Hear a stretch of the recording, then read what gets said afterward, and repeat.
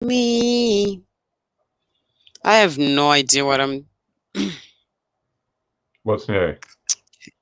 Okay, that's all right. I'm trying to find all the questions from last time, but it's all right. I think people have new questions, eh? Yep. Always. So Yep. it's all right. It's so good. I try not to put any music because if I put my music, I get muted. Honestly, it's not nice. Okay. All right, guys, just hang in there, guys. We are here with COVID-19. COVID-19 coronavirus has the evidence in the EP. So, guys, educational session Tuesdays, education. Bring in your questions about COVID-19 coronavirus. And Ben, you've taken the screen off. We're going to be in trouble, aren't we? I'll just try to change the slides. Okay. I'm going to mute you whilst you do that. Yeah, I'm going to mute you while you do that. While you talk to yourself. Yes, guys. Hi, NDP Evidence. Hi, guys. So type in your questions about COVID-19, anything at all. Anything. It's the same thing. Somebody says, hi, Ben. I'm going to unmute you. Diana Ndepiago. Diana Macheka Chishamiso says, hi, Ben. Are you going to bring those dirty jokes? Nah. Hi, Shamazi. You tell me yours, but not an African. Good morning. Please. She No, the only one I wanted to tell you is that, you know what, I know I'm going to be mixing up things here, but you don't want to hear this because I know what you're going to say to me. Please. I do want to hear it. I'm just waiting for people to hop online. Whilst you're doing that, you need to bring the screen back. But, you know, I told you I was doing this bachelorette show. No, I don't have the screen. You took it off. So one of my friends rings me and says, Katina, this David guy that you chose, don't you think maybe the Chinese people have meshed him up and used him for sushi? You don't even get the African joke. Okay, she thinks he just disappeared. So she thinks that maybe he's been used for sushi, for making sushi. So that's why I'm single, Ben. He doesn't get it. Are you still single, are you, Katina? Okay, you don't get it. You don't get it. Has that come up again? Okay, I still can't see the screen. Anzi, please do medicine and I'm positive. Okay. COVID-19, you mean? Can you see the screen? No, Ben, you took it out. But so what you need to do, you may need to check out and then come back again like you did, because I don't know what you were touching. Don't worry about seeing me or seeing yourself. You don't need to see yourself. Okay, there we go. Ben has disappeared. So let me just have fun with you guys. You know what? Let's talk about anything. COVID-19. Diana, okay, I'll just assume that you are talking about COVID-19 positive. You know what? My daughter tested positive too, and if you don't have symptoms, you just treat symptomatic. Auto specify you treat symptomatically, but what symptoms have you got so far? I mean, you can actually join us on here. I'll just give you guys here we go. There we go. Control C. Come up this time. Okay. If anyone wants to join us, guys, and you want to ask, and you want to, no, it's not yet today. No, so you need to say share screen and share with me, and you're gonna lose me, and that's fine, as long as people can hear you and they can see you. So you can join us on here. I don't have symptoms. No symptoms. Okay. All right, Ben. It's all right. I'll pin this here. Okay, guys. So I'm just waiting for Ben to sort himself out. You know, he's very young, as you can see. Is that up there or not?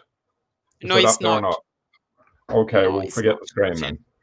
We won't use the screen. No, you can do that. When I push share screen, nothing comes up. Oh, okay. All right. Okay. So, guys, if anyone wants to join us once again, thank you so much for tuning in.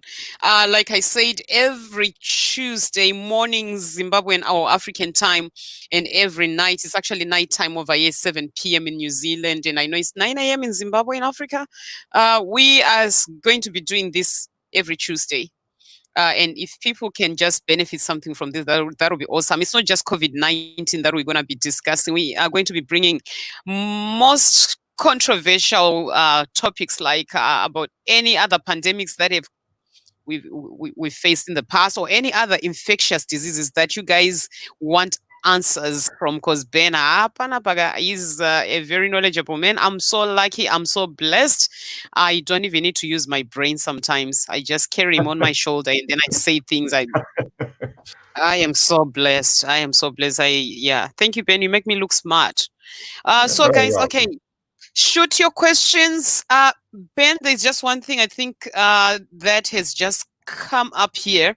I'm asking people if they want to join us live, they can just add themselves onto through that link, and you can come and you can actually talk to Ben live here, and you'll be part of the whole discussion. We can have up to 10 people, so you guys feel free. Musachke. So I've got please Ndudzo medicine yandoshandisa. So I've got Diana Macheka here asking, please Ndudzo medicine yandoshandisa. I'm COVID-19 positive. So she's asking what medication can she use? She is uh, she has tested COVID-19 positive. And thank you so much, Diana. You know what? Azvinyadzise hazvityise kuti hanzi tine COVID-19, and I love that about you, kuti you don't worry about what people think, which is amazing. My daughter also tested positive, and I think I've made that public, and people can look at like, oh, you know what? Azvityise hazvinyadzise. And I'm a nurse myself, and I'm an infection control consultant myself. Ndinotoenda unoscreena vanhu nekuaudita vanhu, but look at this, my own child got it as well. So thank you so much for that. So Ben, question number one, Diana Macheka, you're beautiful, by the way.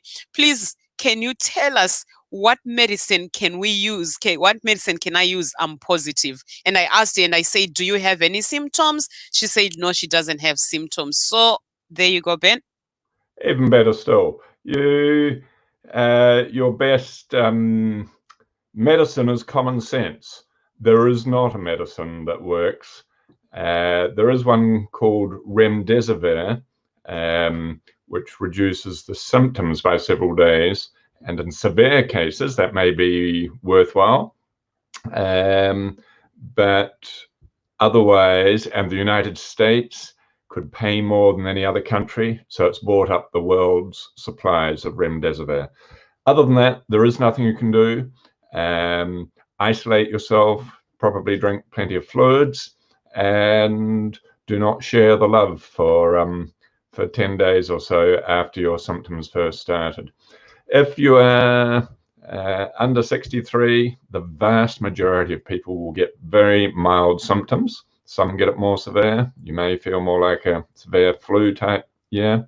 You may have difficulty breathing, and there are a number of other side issues. You may get a bit of diarrhea and such like, but there's no medicine for it at all. So beware of bogus or trick medicines. They do not work. A good night's sleep, and keep your varied diet going. Other than that, we have to weather it. But if you are positive, like I say, isolate yourself.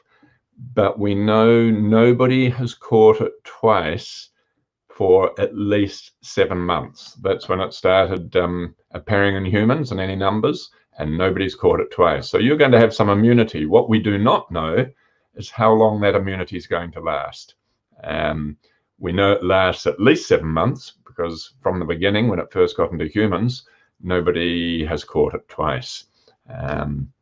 So at least 7 months. In 2 years' time, we may be able to say you're protected for 2 years. We just do not know. But no medicine, be sensible, isolate yourself, and it's going to pass on its own. Your good immunity, which has kept the symptoms relatively minor, will keep you out of trouble. Thank you very much, Katina. That was Diana, wasn't it? Thank you, Diana, Thank you. for the Oh, question. yeah. Thank you, Ben. I've got your slide. It's ready to be put up there. Whenever you need to just let me know, but I will leave it sitting there for now. It's just a third screen Okay, for us. Okay. great. Right. Yes. Okay. So next question. Any more questions here, guys? Otherwise, we'll just wing it with what we have here. Evidence says, I'll ask this question from Primrose last after the whole COVID-19. Hey, Sounds like a Ben. good one. No, it's a good one. Nothing to do with COVID-19, but I'll flash that one for you later, and you can answer that yourself. I look forward to it. South Africa is too much. Hey, COVID-19. So, Ben, I think you did give us a little bit of an explanation as to why South Africa has got higher numbers than most African countries. That's why you kind of like brought in the microbiome and the As a overuse of possibility. antibiotics and stuff. Mhm. Yeah, so I don't know. I'm sure that's where she's heading it. But I'm gonna ask you to answer Steve's question as well live. I'm actually gonna see if I can share this live on the radio station page so that they can hear the responses. Okay, tell us about this South African thing. Why do we have more in South Africa than in Wales? We don't know for sure. That's the short answer. We don't know for sure. But there is a possibility that COVID has gone through all nations worldwide, and including to a reasonable extent South Africa, or at least parts of South Africa. I haven't seen the breakdown of it. So it would be nice to have an explanation why has it not really raged through the rest of Africa? Africans are very sociable people, from my understanding, very sociable people. So it's either for some reason it hasn't gone through yet. I'm inclined to believe, and there's a little bit of evidence on this, not very much initial evidence, that the bacteria in us and on us, especially in our gut flora, they are integral to our immune system. And there's always a balance. Whenever we get an infection, a balance of things happen. We have an inflammatory response. So our immune system that swells blood vessels so that antibodies and the white cells can get there to fight the infection. We get swelling, and we get pus, which is the white cells fighting it, and the antibodies come. And somewhere along the line, we get an anti-inflammatory response. When the infection is taken care of, then there's no longer any need to have swollen tissue and swollen blood vessels to get all the immunity there. So we have an anti-inflammatory response. So they're in equilibrium, the inflammatory and anti-inflammatory. They happen to be largely regulated or controlled by the different microorganisms or bacteria or microbes or bugs, call them what you will, that are in our gut flora. And we have 500 to 2,000 different species in our gut flora. Since the industrialized world has emerged, many more people in the industrialized wealthy countries are taking far more medicines, including antibiotics, than they ever did before. And one consequence of that is our gut flora is getting less and less. So there's fewer and fewer species. That happens especially in the industrialized world, the wealthier countries. So one possibility, and there's one or two papers on it, that some of these bugs actually, they used to, when we did have them, before we lost them in the industrialized world, they used to help with the anti-inflammatory response, the moderating response of our immune system. So the main thing with COVID is not so much the actual COVID virus itself. We know it's not good, don't get me wrong, but it's not the actual virus. It's our body's response to the virus. It's like a hyper allergic response. It grossly overreacts to the COVID virus. It's like a major allergic reaction that we get, and our lung has its troubles and everything else has its troubles, all our organs do. If we do not have that major allergic response, and it seems to be more than most other illnesses, most other infections, we would not be troubled so much by COVID. So one possibility is South Africa, much of it, the average person will have more money to buy different medications. There is an upside to that for some diseases, but there's also a downside. The industrialized world has grossly overused all these medications, and in the process reduced a lot of their gut flora, reduced a lot of the species, and so their immune system does not work so well. So they get a lot more cases of multiple sclerosis, cancers, Parkinson's disease, all these things called autoimmune illnesses. And it's possible, although much of Africa has missed out on the benefits of these medicines, there may be an upside when something like COVID comes. They do not get the inflammatory responses nearly as much, and they're moderated by these other species, including one type of hookworm. And it's not the usual animal form that can be really bad in Africa, but there's another type called Necator americanus, and that's been with humans as long as humans have been known to be on Earth. But the industrialized country has lost that one type of hookworm, Necator americanus. It's only 1 to 2 centimeters long, and it's from the soil again, gets through our feet like the other hookworms. But since we've lost that, we've lost some of our immune system's ability to moderate and reduce the great allergic responses. So it took me a while to get there, but that is, I'm trying to explain it the best I can. It's a very, very complex subject, and that may be, time will tell, that may be, in this case, one of Africa's major salvations for COVID. Time will tell. Thank you for the question. Is that Diana? That was again? a very no. It wasn't Diana. It wasn't Diana. Oh yes, was it? No. The South Africa one. No, sorry, Ben. No, It was evidence. It was that one. Evidence. Yeah. Chat service. It was evidence. Yes. Okay. Yeah, that's a long explanation, Ben. Sorry, was it too long? I was trying to say it several different ways. And yeah, too long, and I think too detailed. Okay. we like it simple. Sure. Okay, all right. You can read this one. You read the language. I'm not so good on non-English. I can speak a little French. So okay, Katina might oblige me and translate for me.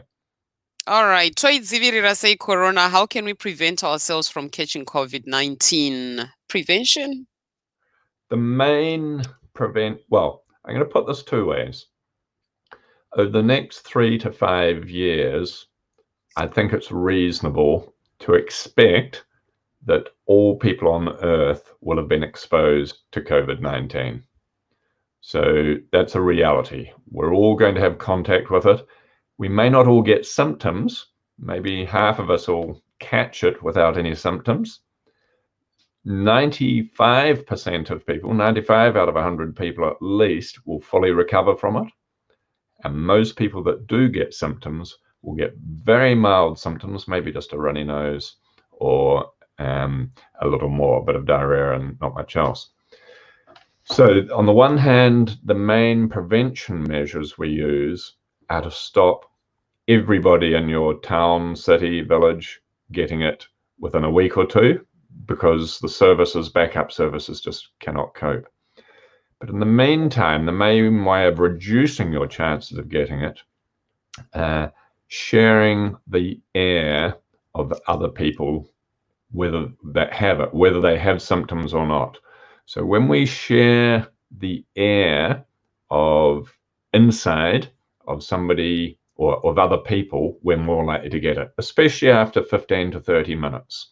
If they have no symptoms and you're in a shop or at home with strangers or in I'm not sure, a cafe or something like that, inside, you're going to be sharing more air of other people around you. And the longer you share that air, whether they have symptoms or not, they may be carrying it, and the more likely you are to catch it. That's the single most important way. On top of that, if you're to wear a mask, even a homemade mask, that will reduce your chances of sharing contaminated air. It'll filter out some of the large droplets. Thank you. All right. Thank you for that, Ben. Then we've got Shidochi Joko saying, Katie, does hot lemon reduce the risk of catching COVID-19, Ben? Hot lemon? It would be nice So, if it did. It'd be nice if it did. Hot lemon's nice. I think it's good for you. It's probably got some nutrition in it. If it makes you feel better, we know attitude can help with infections, but I think there is no evidence at all to show lemon drink in itself has any protective effect from COVID. But if it helps your attitude, that can help with infections, not just COVID, with any infections and with healing. Think positive, and that can help. Do some exercise. You don't share hardly any air when you're exercising outside. It's like somebody smoking outside. You breathe in very little smoke. So it's pretty safe being outside so long as you're not all standing in a crowd together. Thank you. Katina. yes, thank you, Ben. Chido, let's hope that was clear. And I have evidence again saying, do onions work to reduce COVID-19? So, yeah, there's all sorts of things. Seriously, Ben, you'll be surprised. Asked me this about 5 years ago. Is it true if you slice onions and put them in a dish, it sterilizes the air in a room? It is totally untrue. It does not. You may or may not like the smell, and it may or may. You could argue if you're peeling onions, it makes you cry, and maybe if you had a mask on, but you still got some COVID in the eye from somebody that you're sharing the air with, it would help express any virus that got caught in your eye, because when we get virus in our eye, it can trickle down. There's a direct route down into our respiratory tract from inside the eye, going down from the eye mucosa. But realistically, it'll make no difference at all, unfortunately. There is no treatment that will kill COVID virus in the air as such, like that. None of these ones, lemon or onion. Thank you, Katina. Thank you, Ben. All right. They're saying thank you. Primrose, I'll bring your question later. She's asked a very, very interesting question here, Ben. Hi, Primrose. Okay. You can see this one. I saw, so that's Kanye Masilela Hama Hanzi. I saw, oh, so she says, Hanzi means she says, I saw a video, a certain doctor saying she had quite a number of COVID-19 positive patients, and they were all treated with hydroxychloroquine. And zinc, I think she wants to say is zinc, azithromycin, to the exclusion of other medications. How far true is this, Ben, and how effective is that? You can answer this one. That's not my area. Originally, because of a well-known president in a large, wealthy country who said hydroxychloroquine is likely to work, the many people in the world bought hydroxychloroquine, and the evidence is quite conclusive. It makes no difference whatsoever. And once the president made that statement, the people that did need it for malaria and such like suddenly couldn't get any, because everyone was taking it thinking it may help COVID-19. So we deprived many people in the world, 10 million people. Well, that's TB. I'm not sure how many people get malaria each year. It might be 7 million or so. I'm not sure on that. So no, it doesn't work. Azithromycin is an antibiotic that works against bacteria, has no effect on virus at all. And zinc, there's no published evidence to show it makes any difference at all. So there is no treatment other than remdesivir, which is not available for any country in the world except in the United States, because they bought up the world supplies of it. No other treatment at the moment. Thank you, Katina. Thank you, Ben. I am trying to get all the questions that are coming from external okay, and what is she saying? That's the video. If someone can share is a link here. Okay, I don't know what she's talking about here. Is she talking about Oh, Katina, send me your WhatsApp number. I want to send you a video, which I would like Ben's opinion on it, please. Okay. So my usual number that you usually text me, Spongile, just send me on that one. Oh, okay. All right, Ben. Let me find you something else whilst I'm doing that. Okay.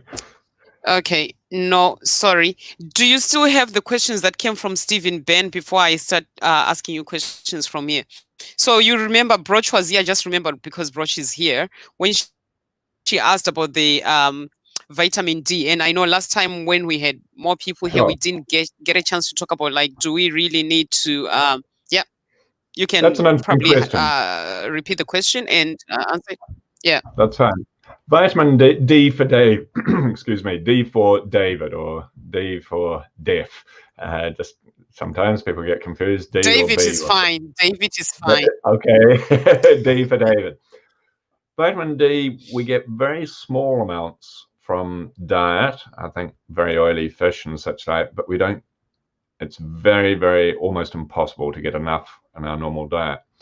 Vitamin D primarily comes from the sun and the ultraviolet B rays, B for Ben, rays.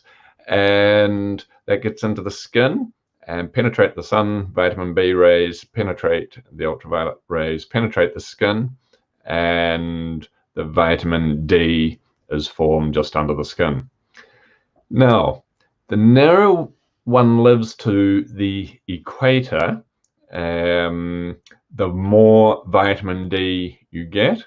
And we need a value, it doesn't really matter, but it's called about 1,000 international units per day. 1,000 international units per day. When we're nearer the equator, and in summertime, we may get something like 20,000 international units of vitamin D per day. We only need 1,000.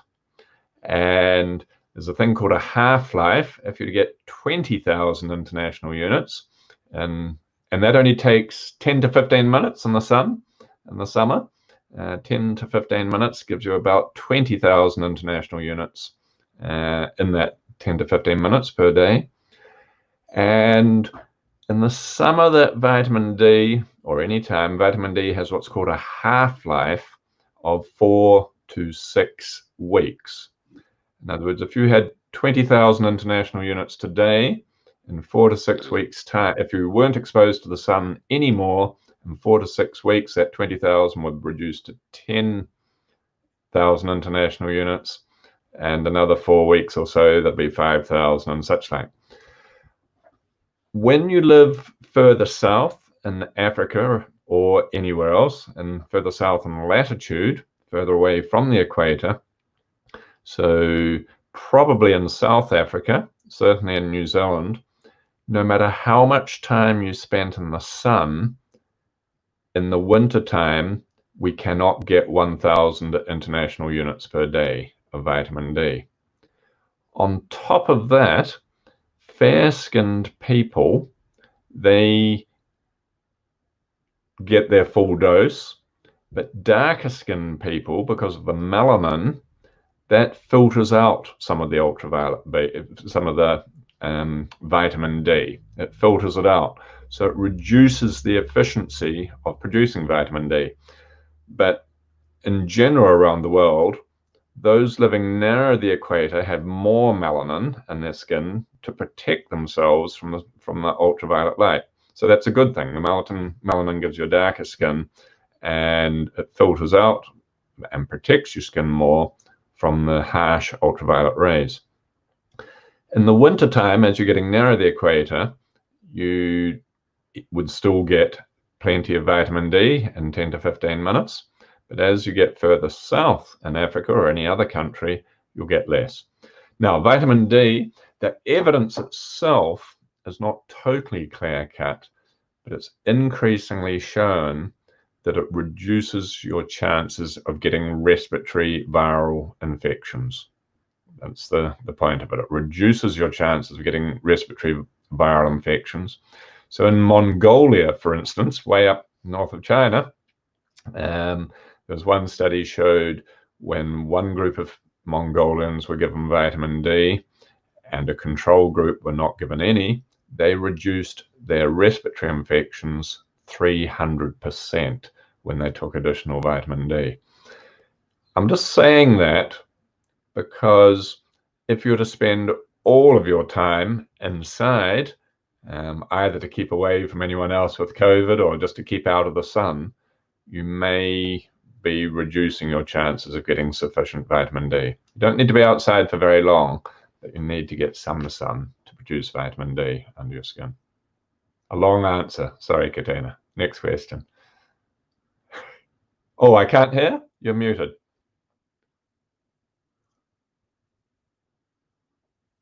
Okay, yes, sorry about that. No, that's fine, Ben. That's fine. I'm just trying to get all the questions that are coming in from through text as well. So, have you got your YouTube on, Ben? Yes, I can see that now. So the first thing, 70% alcohol, as in hand rubs, 70 sanitizer, Ben? 70% Oh, yeah. sanitizer kills almost all bacteria. Wait, Ben, pause, Yes. please. So I think it's always useful if we read the whole question as the person Sorry. reads it, Okay. because some people are only on audio. So he says, "Hi, Katie, want to ask." So that's Chantel Vukatema. Want to ask if the sanitizer we use with 70% alcohol content, is it killing the virus or what? And is it possible you can have COVID but the symptoms don't show up? So how do you get cured then, or it dies on its own? So there are different questions there, so you can answer the first part and then no trouble. Thank you, Chantal. 70% alcohol sanitizer kills most bugs, bacteria and viruses. It certainly kills all influenza and all COVID. No trouble at all. Influenza and COVID are also readily killed by liquid soap and water, unlike bacteria. But COVID, liquid soap and water, and there are even some benefits in using liquid soap and water more than alcohol, but that's another story. Can you have COVID without symptoms? Well, I'm going to give a couple of answers on that. Firstly, very definitely yes. And when we do catch COVID virus, nobody has symptoms. Maybe for an average of 5 days, up to 9 or 14 days until you get symptoms. So arguably, everybody that is developing COVID infection starts off with no symptoms at all, but they are infectious for 2 to 4 days before they get symptoms. So everybody will start off and have no symptoms, but they may be infectious, and you do not know who they are. You do not know if it's you or the person next to you who seems very healthy. That's the first thing. Everybody before they develop symptoms will have the virus. Secondly, there's a number of people, perhaps depending on the study, 20 to 60 out of 100 who never develop symptoms. So they had the virus, probably in low enough numbers, and their immune system was sufficiently good that their immune system neutralizes that virus and it goes. And so you never develop symptoms and it goes, but you've had the virus and you could spread it on to other people at that time. We never know. You'll never know. I shouldn't say never know. If you happen to do either a swab test or a week or two later do a serology test for antibodies, it's not normally going to be available. You'd have an idea if you'd had COVID before or not, even if you didn't have symptoms. But that's not normally available. So yes, you can, and yes, your body, if you don't have symptoms, will completely get rid of it. Thank you, Katina. Okay, thank you, Ben. Drink some water. I am indeed. Okay. All right. So there's another question here. Oh yes. Oh, so it's all these ones that I'm getting from my inbox.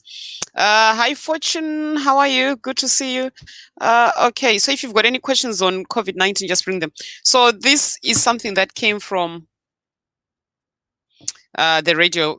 54 people that are texting me. It says is the lockdown more harmful to the poor communities than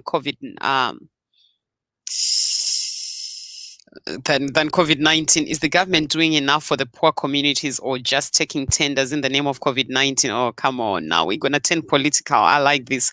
When will the cure be ready? And if it's going to take a while, why are we still doing lockdowns instead of trying to live with a virus like TB, for example? Hmm. It's actually a There you go, Ben. very good and insightful question. Is COVID more harmful for poor communities? In itself, I would say no. But the trouble is, the COVID virus or any epidemic, if we do not try and moderate it, it can act like a tsunami. And I'm going to put it, poor communities tend to live closer together. And so there are many people crowded into houses which the houses themselves are close together too.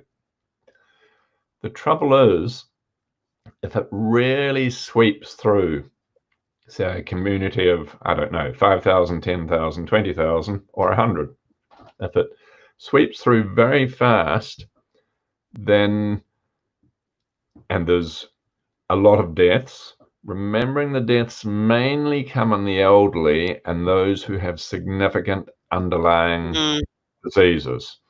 Most of those are people who would have died within 12 months of their other diseases anyway.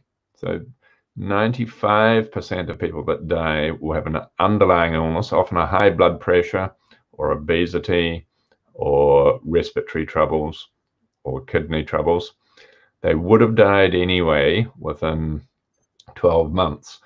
But if all those people that would have died 1/52th of the time, 1 week, and now then the next week, then the next week, it's a lot easier, both emotionally and practically, to cater for a year's deaths spread out over 1 week, 52 times for the year, than it is dealing with all those deaths over 2 to 3 weeks.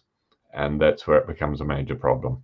When it go, you're quite right, there may be the same total number die, but if you have all your deaths in 1 or 2 weeks that you would have got within a year, then that's a lot harder to manage. But you're right, as with TB, the same total number are likely to die. Thank you, Katrina. I hope that makes sense, all right? So as Yeah, always, it does yes, to me. the poor tend to be hit harder, but if they were able to, either by education or otherwise, to know that covering coughs and or just trying to keep their distance, it's very difficult to get the education through to help them so they can better help themselves. Thanks, Katrina. All right. Next one is from Connie, and she says, "Okay, how are you, Ben? Doesn't matter. We don't care how you are." No, I'm joking. I'm She very says well, she's thank you, having Carl. so yeah, so she couldn't make it here, but she says that she's having flu-like symptoms. Does she have to stay at home or does she go to see a doctor? Well, in practice, the vast majority Okay, of people that can I just do this for her? If that's okay, Ben, yes, give me a second. I'll just do this for her. All right. All right.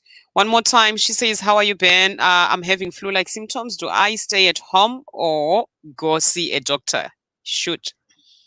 okay, thank you, Connie. I'm well. You have flu-like symptoms. They could be influenza. It could be one of the 20 or so other respiratory viruses, or it could be COVID-19. Actually, there's not much anybody can do.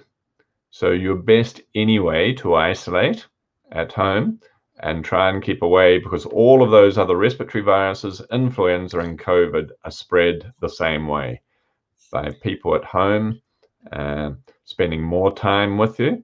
If it was possible to be on the far side of a room or in a separate room, and the family members or others looking after you coming in and not spending too long in there and keeping on the other side of the room, obviously they're going to give you the food and attend to you, but not dwell longer than necessary, you'll reduce your chances of passing it on to others. Having said that, unless you're really critically ill, there's generally not very much a hospital can do for any of these, influenza, COVID, or other respiratory viruses. So lots of fluid, drink lots of fluids, and rest up well. Thanks, Connie, and may you recover before too long. Thanks, Katrina. All right. Okay. All right. Thank you, Ben. Welcome. Cool. Okay. All right. The next one is quite a long one, but I think they're getting longer and longer. So this one actually came from the Radio 54 people. They say, Casey, I have a question. South Africa was one of the countries that went into lockdown in March. The number of deaths in South Africa was not as high as the UK or Italy, as reported. Why is there a spike in infections now 4 months later in South Africa? Also, with more infections and presumably deaths, how come the lockdown level remains the same? Yeah. All right, for a start, perhaps, we're going to learn a lot more over the next year or two. But to go down into lockdown early on, as you said, in March, it meant that in practice, the population started learning, as did the world, about how this virus can spread. And it actually spreads just like influenza, only it spreads even faster. So we realized that in lockdown, because we were not sharing the air of others, we were not passing the virus on to others, the COVID virus on to others. And we learned that, and we started being a bit more fearful or a bit more cautious after lockdown, spending time with others. If the average person, for instance, with COVID, passes it on to 3 other people, that goes very fast, 3, 6, 9, 18. It spreads very, very fast in the community. But if you have gone into early lockdown and you realize and really understand and change your behaviors, because you realize that's how it is passed on, then when you come out of lockdown, people tend to be frightened for longer, and they still keep their social distance more from others. That did not happen in UK or Italy. So it really spread far further within the population of Italy and United Kingdom until they realized we have to lock down. It's going to be the tsunami again. It's going to go through too fast. So they really had to lock down.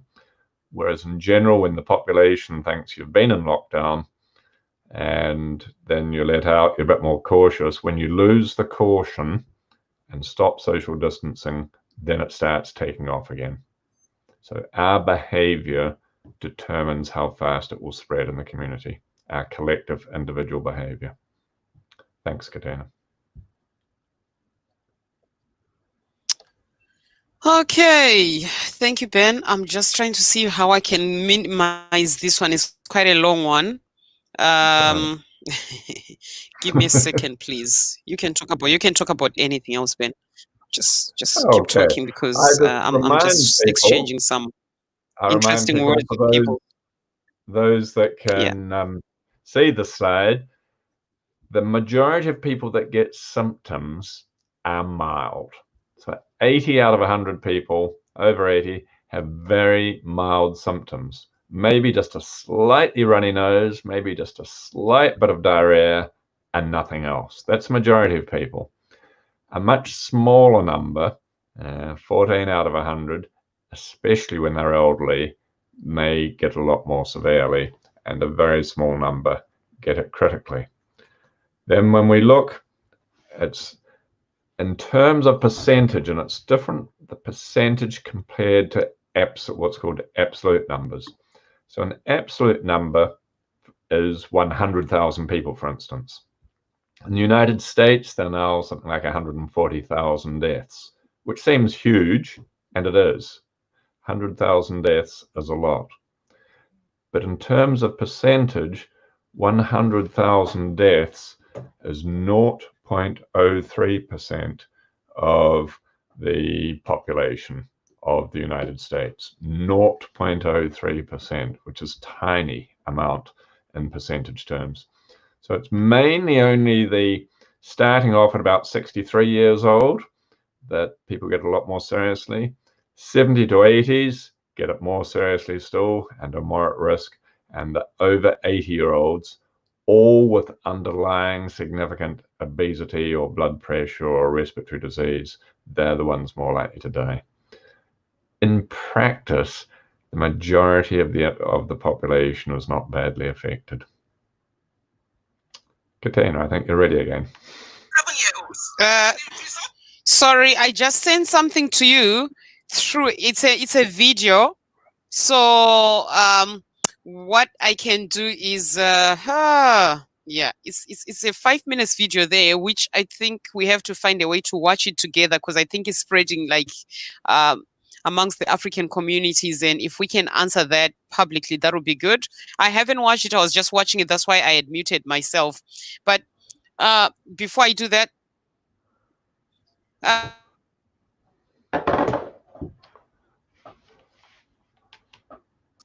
so what I can do is we can actually try and see how we can watch it with everyone. But I think most people have received this video, because once you see it coming to us like this, it means it's gone viral. It's something that people are probably going with, but they just want to check to see like how true is it. We could either play it more towards the end or play it now and everyone listen to it now, whichever you think is most appropriate, Katina. Yeah, we'll see. Let me see what this one says. It's quite a long one. I think I sent this one to you through WhatsApp. Oh, it's quite a long one. It's quite a long one. Can I read it out, or you will? You can read it out. Yep. I'm in Cape Town, the first city that had huge numbers, then gathering, which is ahead now. In CPT, I would like to say it's spreading quick. Thing level 3 must be level 3 lockdown of opening banking sector, all shops and malls and restaurants, and allowing a lot of transportation anywhere, anytime, caused the increase. I just add in here, yes, caused the increase, because as soon as we share more air with more people, even if there are a few positives, it's going to spread a lot more. The sad thing, not a lot are going to get tested unless you have heavy symptoms. People are spreading amongst families, work colleagues, etc. We have a number of foreigners that's unbelievable in Cape Town, and most don't want to go ... Now, I think if I make a comment that as far as foreigners go, yes, the virus only for everyone in the world out of China, because it started in Wuhan, it came from foreigners. I think, so by definition, it came from foreigners, but there is no benefit at all once it has arrived in a country of trying to shun or mock foreigners, because once they've been here for 7 days or 14 days, if they haven't got it when they arrive, then they're no more likely to have it than you or anybody else. So initially, yes, that's how it came. That's how TB came. That's how influenza comes. It comes from a foreigner every time. But shortly after it's come, then it is everybody's problem, and everybody is just as likely to have it. Yes, it's that same thing. On the one hand, we have to be very careful with testing. Unless you have very low numbers in a village or town or city, and you're doing contact tracing to try and stop the very last of them, in practice, testing is not going to help hardly at all, because most people that carry COVID will not have symptoms, and yet they can still spread it. So if you're just testing the positive ones, that when I say positive ones, if you're just testing those that have severe symptoms, you'll be missing 9 out of 10. And if you tested everybody, one, you won't be able to afford it. There's not enough testing. There's not enough swabs. The safest way is when there's increased numbers of it about wherever you are in your village or town or city, then I keep coming back to saying, share the air of others as little as possible. And on top of that, when you do share the air, try and wear a mask. Those are the two simple things to stop it, regardless of any testing. Thank you. Thank you, Ben. What would you like us to do? I think if you were to play that video, try and play it from there, because I've got headphones. People won't be able to hear if I play it from here. So do you want to try to play it from there? So what you do is you play that video. So there's a video that we've just received. I don't know how I can share that here. Yeah, well, I can try. And then you put it on loudspeaker. I mean, Oh, hang on. Let me just let me put myself on. Stella Emanuel. I'm a primary care physician in Houston, Texas. You know, I actually went to medical school in West Africa, Nigeria, where I took care of malaria patients, treated them with hydroxychloroquine and stuff like that. So I'm actually used to these medications. I'm here because I have personally treated over 350 patients with COVID. Patients that have diabetes, patients that have high blood pressure, patients that have asthma, old people. I think my oldest patient is 92, 87-year-olds. And the result has been the same. I put them on hydroxychloroquine, I put them on zinc, I put them on Zitromax, and they are all well. For the past few months, I've taken care of over 350 patients. We've not lost one. Not a diabetic, not a somebody with high blood pressure, not somebody with asthma, not an old person. We've not lost one patient.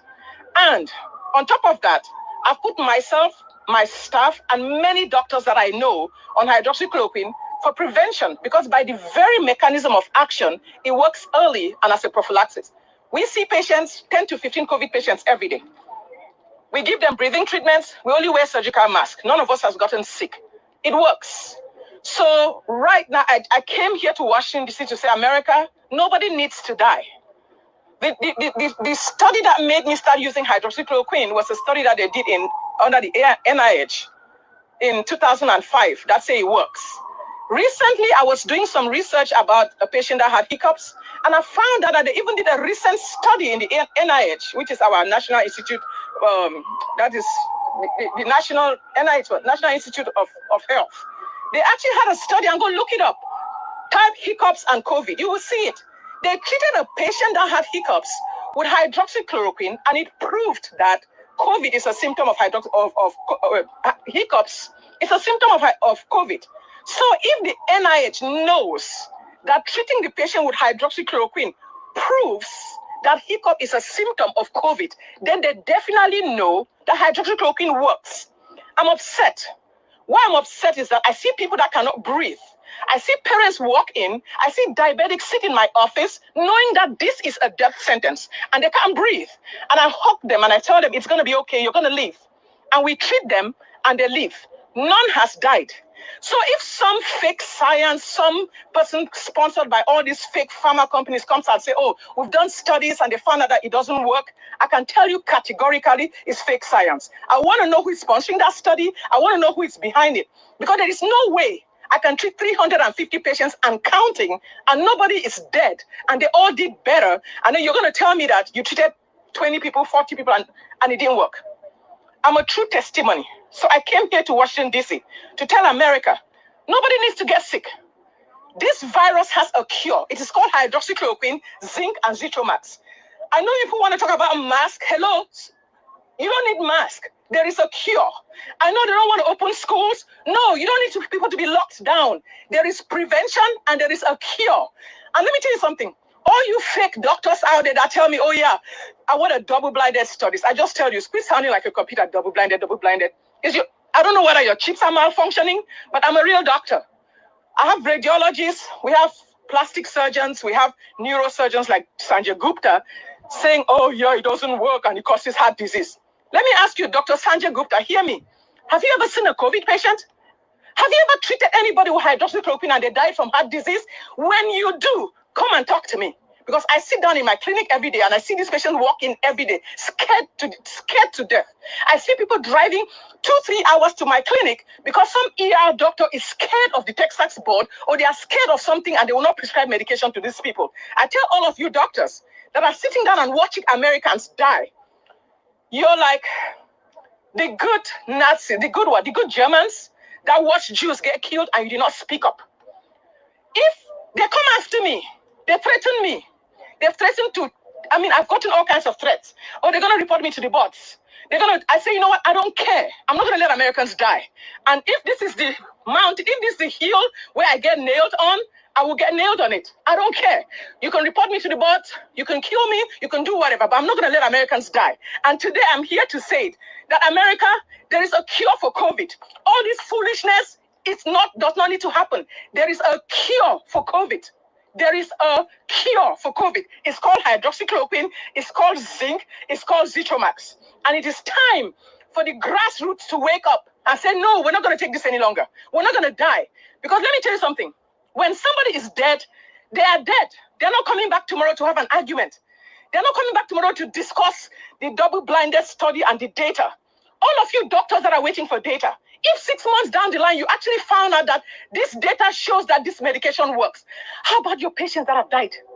You want a double-blinded study where people are dying? It's unethical. So, guys, we don't need to die. There is a cure for COVID. Oh my God. Yeah. What a tricky one to reply to. That's not me.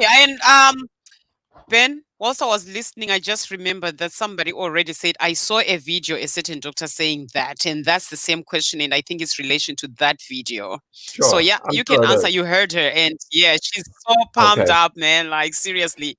What a, I mean, it's similar, but you can summarize it, whatever you think. I'd summarize it. She has utter passion and belief, which is fantastic to see. Sounds like someone that you know. Absolute passion and conviction and speaking from the heart. And I could say... Oh, okay, hang on, Ben. Let me just do this. You gonna start again? Yeah. Could they hear what I said before? Yes. Yeah. So absolute passion and conviction. No, you were breaking, Ben. So yeah. Absolute passion and conviction and what she said, which is fabulous. I cannot say that she's not right for certain, nor can I say those that eat snakes or drink bleach and all that sort of thing are not right either. And if she was right, I'm just going to put this in, if she was right, already once the president said hydroxychloroquine works, President of the United States, suddenly there was no hydroxychloroquine. Ben, you're breaking, Ben? Yes. I'm sorry, I can't do anything about that. You were breaking. I think your network, or you're moving or something. Yeah, I think it's because you're moving or something. I don't know, but that's all right. Keep going. Yeah. I'll try and be like a statue without the passion of that wonderful speaker. If once Trump said that he believed it worked, suddenly all the supplies of hydroxychloroquine in the world dried up. And those that needed it for malaria could not get it. So there's some awkwardnesses there. I don't think, at least in the United States and other industrialized countries, we should disregard double-blind trials or randomized trials. And that's where you go to a group of people and they agree to go on a trial, and one lot they're given chalk. Ben, They're given it. Yes. Ben, yes. Sorry, we are breaking really bad. Just hang on there. I'm not sure what's going on here. It may be an internet connection I think trouble. you're frozen, Ben. Okay. I can see myself moving, but it might be a internet connection trouble. Still frozen? Can you hear me? No, you're frozen.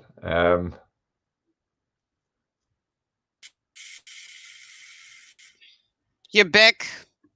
You back? Can you hear me? Can you hear me? Hi, Ben. Greetings. Yep, I don't know what's going on with it.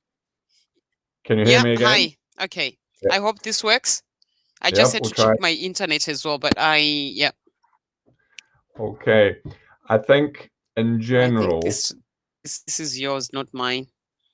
Okay. When we do, can you hear me? Mm-hmm. When the advantage of what's called a double-blind trial. You are breaking though, but yeah, just keep going. If you give one group of people pill A, 500 people with COVID, pill A, and 500 people with COVID, pill B, and the person giving it, the doctor giving it to them, doesn't know what was in. I can't hear you. Okay. Then we may have to close the session, perhaps. If you still can't hear me, we may have to close the session. Ben, we can't hear you. Do you want to sign out and come back in? Yes, do you want to sign out and come back in? Do you just want to come out a little bit? We can't hear you. Yep, I'll try. I'll try going out and coming back in. Do you want to come out and come back in? Yep. Okay, doc. Yeah, please. Yeah. Thank you, Ben.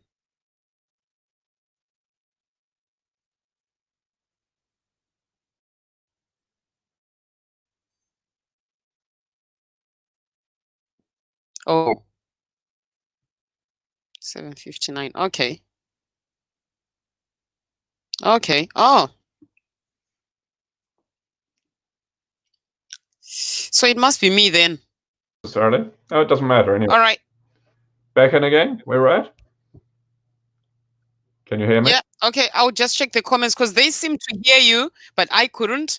Okay. So, but what shows up on Facebook will be this. So I don't know. All right, just carry on. I'll follow the comments and see what the people or what these guys are saying. Yeah. Yeah.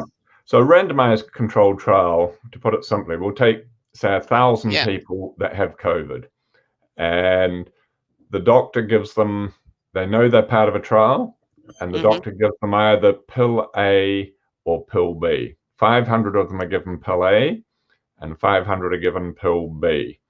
And then you watch the 500 in each group to see, do they get better or not, or how many of them survive, or how many of them die in each group.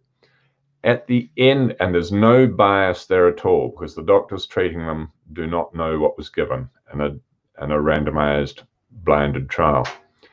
At the end, the professor who is overviewing the whole thing unseals a sealed envelope and says pill A had hydroxychloroquine and pill B had chalk, nothing else, and it was called a placebo.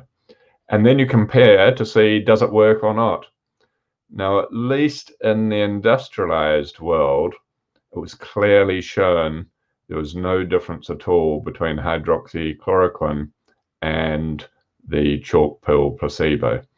Now, I can't guarantee that's not, you'd have to repeat that perhaps in a different country to see if there's, it worked in Africa, for instance, but the evidence on a randomized controlled trial doesn't always tell you what you want to hear. It's very, very objective, and it didn't help. What it did do was suddenly just thinking that it might work dried up the world supply of hydroxychloroquine. So those people that had malaria couldn't be treated and died. So I can't say she's definitely wrong. All I'm saying is that that's her personal experience, and she's a convincing speaker. But when it was trialed in a number of countries in a randomized controlled fashion, it did not show evidence of working. That's probably all I can say on that. And even if it did, there's nowhere near enough in the world. The pharmaceutical companies couldn't provide anywhere near enough to treat everybody. And we've already run out of it. When Trump was saying it worked, there was not enough. The United States bought up all the supplies of hydroxychloroquine. Thank you, Katina. Oh, I had to mute myself. Yeah, that's all right. I just had to mute myself because I couldn't hear you, but these guys could hear you. So maybe it's my network or something, of which that's quite unusual. Yeah. Okay. So I've got so many people sending me that video clip right now. They want you to explain more. They said now we're confused. What do you say in summary? What are your thoughts? So they just want to know, like, in summary. And I think you've already said that, but if you want to repeat, it's summary, the evidence from many different trials showed it did not work at all. However, hang on, let me just put that here. Yeah, in summary, the evidence in other countries showed there was no benefit to hydroxychloroquine at all compared to taking a chalk pill, which is called a placebo, when nobody knew what was being taken. And so I cannot say other than the evidence that's been presented. Now, there was a very forceful, somewhat charismatic person with total conviction believed it did work. She may be right for some reason that's not known at all in African culture, but I would be cautious. And if I was equally convinced that onions worked and spoke as forcefully and convincingly as that, a number of you would clearly say, but there's this fellow that spoke passionately about onions. Are you sure they don't work? So I'm caught between, you can never totally disprove anything, but the evidence so far clearly does not back hydroxychloroquine. There may be some really not understood part in Africa that it just happens to work, or in that one town or something else, but I think it may be a coincidence. In fact, the evidence is strongly against it working. Cool. If it did work, right. Thank you so much.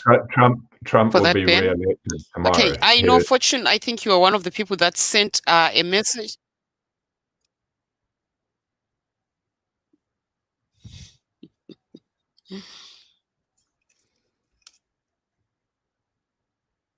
Are you still talking, Ben? No, I'm not talking. It's up to you. Next question, please, in simple terms. Okay, no, it's just I can I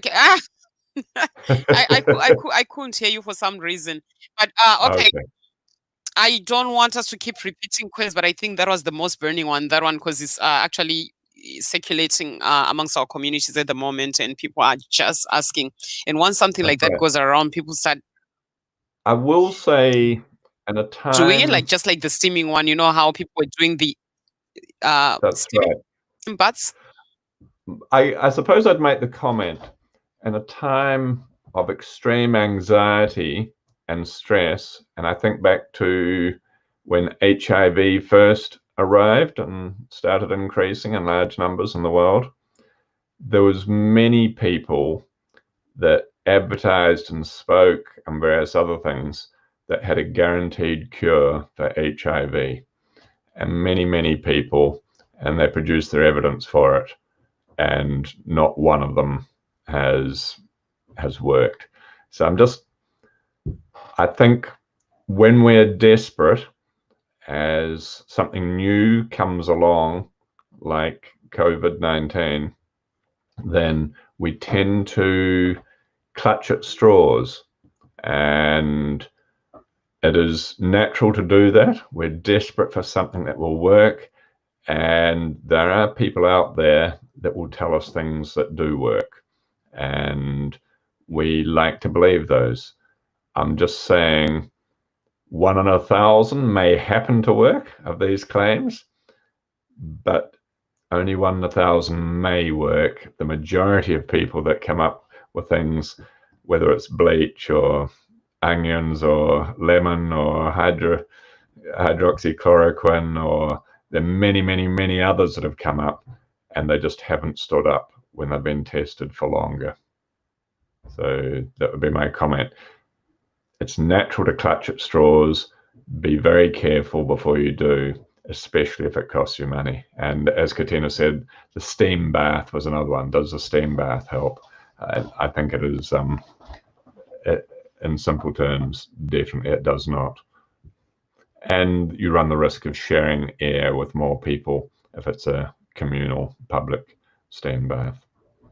But it's in their commercial interest to say, actually, there is evidence that steam baths work. Just be very careful about believing a number of these claims. Katina. Yes, Ben. Katina. Next question. Yes. Hi.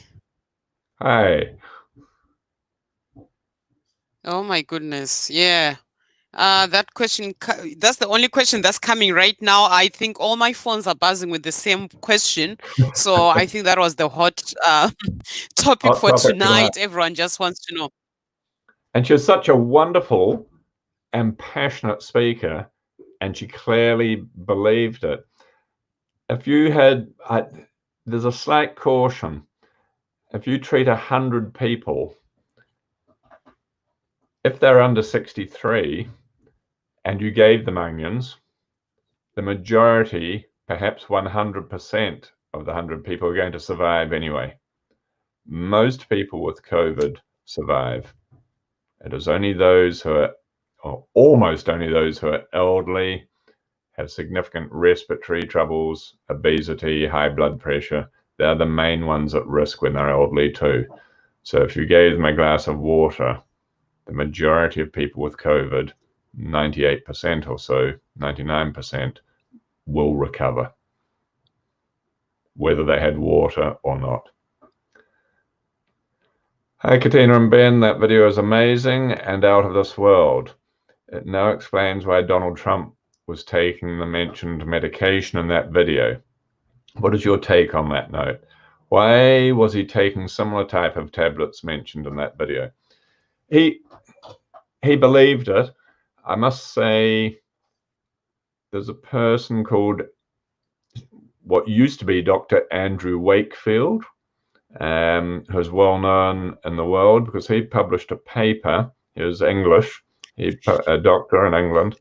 He published a paper, and I think it was New England Journal of Medicine or some such thing, a well-respected paper, which showed that MMR, mumps, measles, rubella vaccination definitely caused autism. And it made the world really sit up and think. Since he published, and he gained some fame worldwide, researchers worked through the data that he had produced, and it was a complete and total fake. And he's since admitted he made up the data.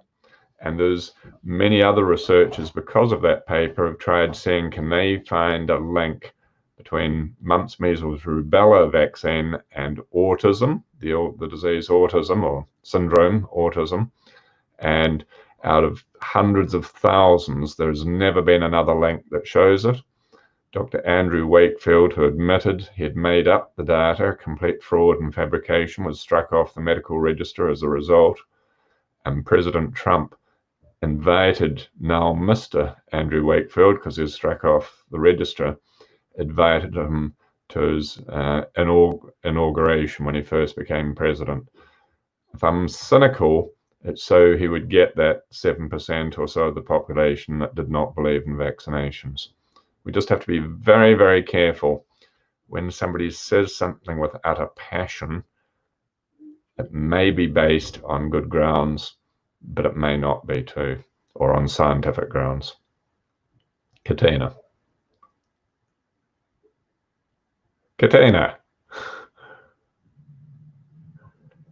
And President Trump's Hi, sorry, also mentioned taking bleach, and many people have died because of that. They've gone and taken bleach because the President of the United States said it works, and don't even remotely think about it. It'll kill you and the virus, but it will not be a cure for just the virus without killing you. So don't even contemplate it. Katina. I won't comment on that. I mean, yeah, I mean, he got that one wrong, but you do know that he did get a few things right. But anyway, I'll leave it at that. Yeah, don't take bleach, please. Hydroxychloroquine and bleach were not two of them. No, those two. No. The evidence would say he didn't get those two right. Definitely. I agree. That's why I've been a little bit silent about him. You know how wild I've been about like supporting him over the years. But anyway, let's leave that out.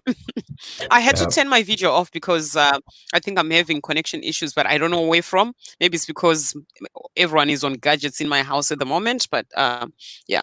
Any other questions? I don't know, Ben. If you just want to add anything else, I don't have anything from here, but I think we have kind of like responded to nearly everything that people have been asking us so far, so much that we just need to wait to see when they connect us to the radio station, and then we can bring all those questions to them. That's right. I just repeat this slide. I don't think I've shown it tonight. Hopefully talking through some of these issues puts COVID-19 in a better perspective. By that I mean TB was mentioned earlier in the evening. There's 10 million new cases of TB, tuberculosis, every year in the world, 10 million. And so I think it's 1.8 million deaths from TB every year in the world. And there has been year after year after year. And somehow we've factored that in to, yep, but that's just TB. We run the risk collectively. I'm not saying COVID's nice at all, but we run the risk collectively that when we don't know something and it's new, we are perhaps more fearful than we need to be. And so coming back to one of the earlier questions was, is it right? Is it necessarily right to completely shut down whole communities? If we shut them down, New Zealand, as it happens, has no COVID at all in its community, New Zealand wide, because we shut down and we've maybe put, I'm not sure, it will end up being 100,000 people out of work, out of a population of 5 million. And in a year or two's time, we may know from other countries that perhaps the same total number of people will have died whether we'd shut down or not. We've just stopped them all dying so soon. Now, New Zealand's a little bit different because we can close the borders down because we've got sea all the way around us. But in Africa, you're never going to be able to close the borders. In most countries in the world, you can't completely close the borders. I come back, we're going to be exposed to COVID-19 one way or another over the next 3 to 5 years anyway. A treatment or a cure and or a vaccination is highly unlikely to be available in the next 12 months or so, or 2 years, if either come and is available. And in general, COVID-19 is maybe twice as bad as, or a little bit more than a bad influenza year. And that is minor in scale compared to the TBs and other deaths.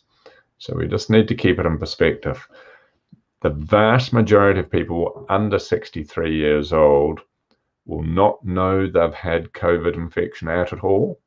They may have no symptoms, and yet they can pass it on when they do have it, even with no symptoms. Some will have just a runny nose and never believe that could be COVID. We believe the fearful parts of it, primarily.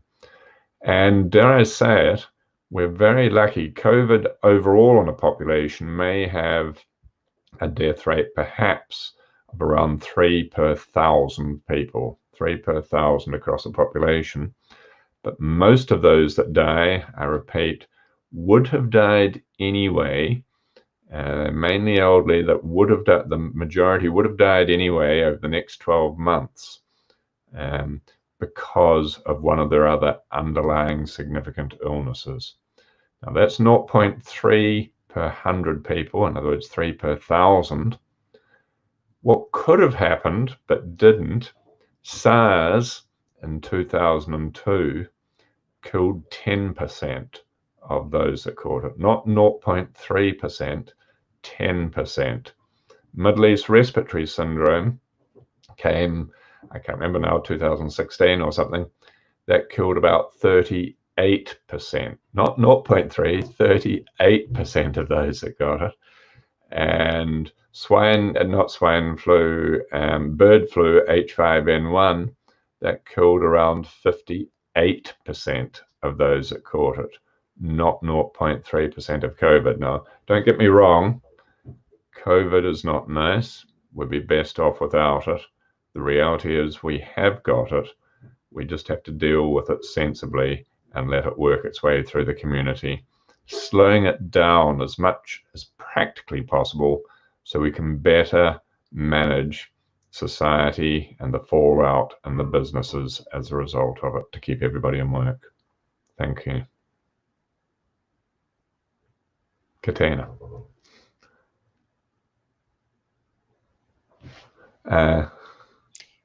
Thank you, Ben. Yeah, sorry. It's because I keep muting myself. You know how I like to talk over people. Or I'm doing some things. I'm receiving messages again. I was just double checking. Thank you, Ben. I was just double checking some questions. It looks like it's the same questions that we've answered before. So Swongile says that's the video. If someone can share here, what video are you talking about? We've just played it. We just played a video a few minutes ago, Spongila. I don't know if you were watching. I'm pretty sure it's the same video. Where did you send it? Just give me a second, Ben. It'll be when you replay it. No, I have to. On the screen, it should come up when you on your link. It's fine. I don't know. It's all good. Yeah, so we did play a video. I'm pretty sure it's about the doctor who was talking about some hydroxychloroquine, azithromycin. Diana says, now I'm feeling pain.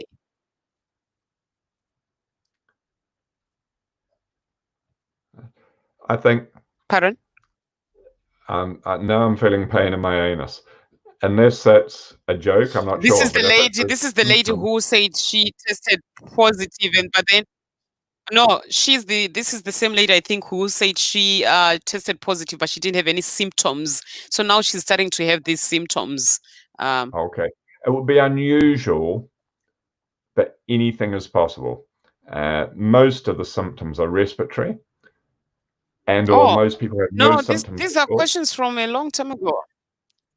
Okay. Okay. Yeah. Keep going. Yeah. Yeah, you can answer that one. Yeah.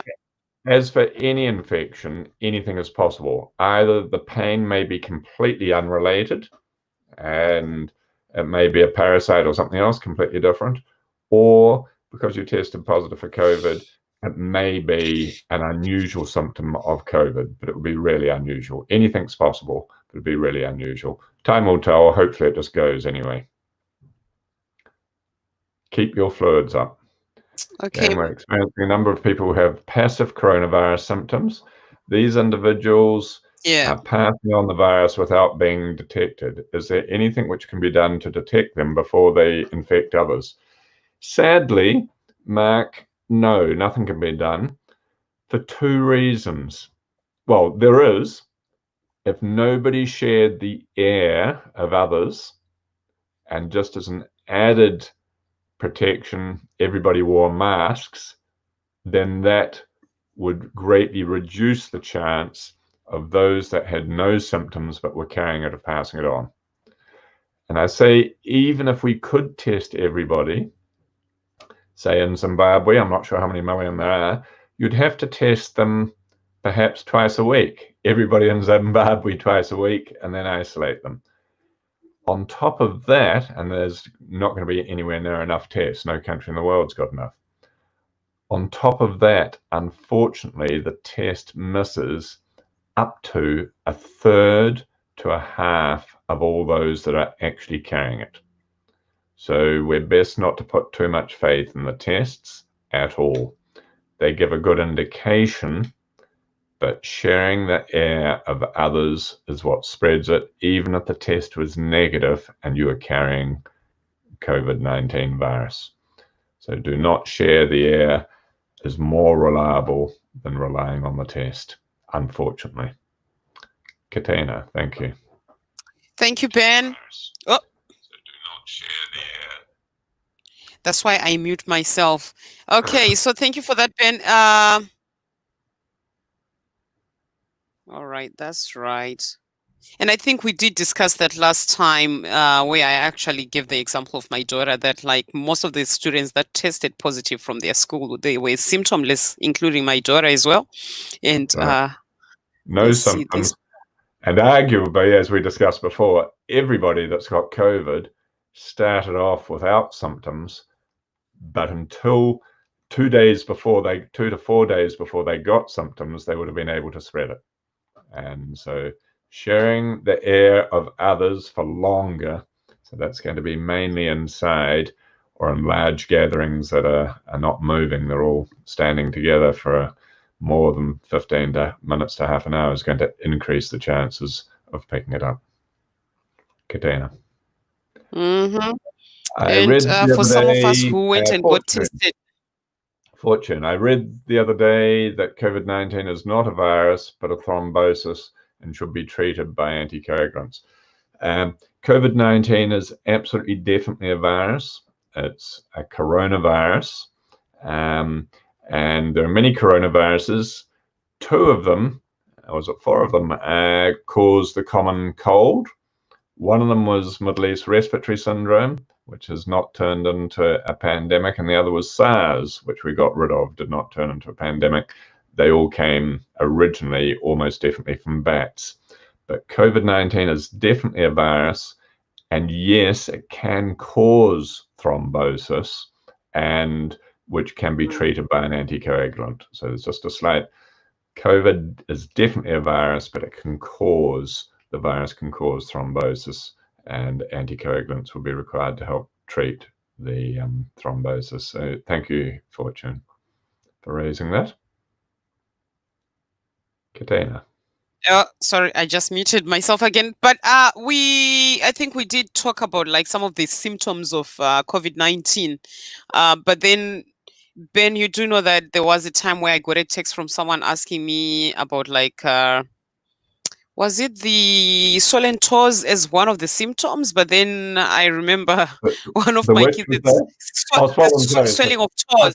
Yeah, and I went with one of my kids, and they say they disregarded that, but there was a study. I think what we have learnt with COVID is that perhaps up to half of people or thereabouts never develop symptoms. Most people that do develop symptoms have them mildly, and in fact they're so mild that nobody would believe they had an infection.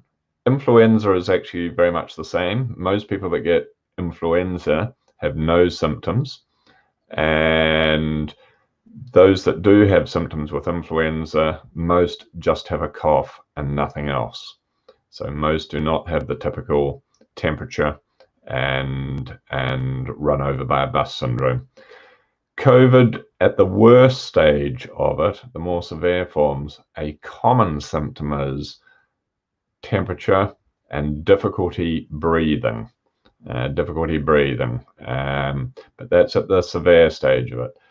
Beneath that, so all those that are not severe, there's such a wide range of symptoms that there's nothing typical, and there'll be some people that do get sore toes, presumably, or something else which may or may not be related to COVID, but there's such a wide lot of symptoms, it is almost impossible to say that is COVID or that's not. Katina. Awesome. Okay. Thank you, Ben. I don't know what's going on with my internet here, but I think we'll just come to a close. This 8:28 p.m. and we had given this up to okay. You can say your goodbyes, Ben. Just give me. Thank you very much. It's been most enjoyable. I hope send Katina anything that you would like to hear more of or less of if we're to do this again, or any other subject. And the length of time, would you like them longer or shorter or whatever else? Always keen to have feedback. Thank you very much, Katina, for hosting it. And we wouldn't be here also if it wasn't for all those that have tuned in. So thank you, everybody, and it's wonderful. I feel privileged to be able to share the knowledge. I hope it's been helpful. I hope that wonderful, passionate person giving the talk on the video, I totally admire her passion, but just be careful of the science. I cannot say it's totally wrong, but it's not supported by elsewhere in the world. So be careful of getting carried away with passion in medical situations anyway. Yeah. However, take good care. May the rest of your day go well. Thank you. All right. Thank you all so much for tuning in. And thank you, guys. So we're going to be doing this every Tuesday. And then, like I said, thank you for all your questions. We're going to gather all the questions together. And what we'll do is once we have a set date, we will bring all these questions to the Radio 54 African Panorama Live, and we will get all these questions answered in one session. And this has been 3 sessions, or is it 4? I think it's been 4 sessions, Ben. Thank you so much for even actually coming to share your knowledge with everyone who's been watching here. Mainly it's actually people from Africa, and we appreciate this so much, your time. 8:30 p.m. in New Zealand, guys. Thank you so much, and we're gonna sign out, Ben. Thank you. Thank you very much. Thank you for hosting, Katina. Very well done. Thank you.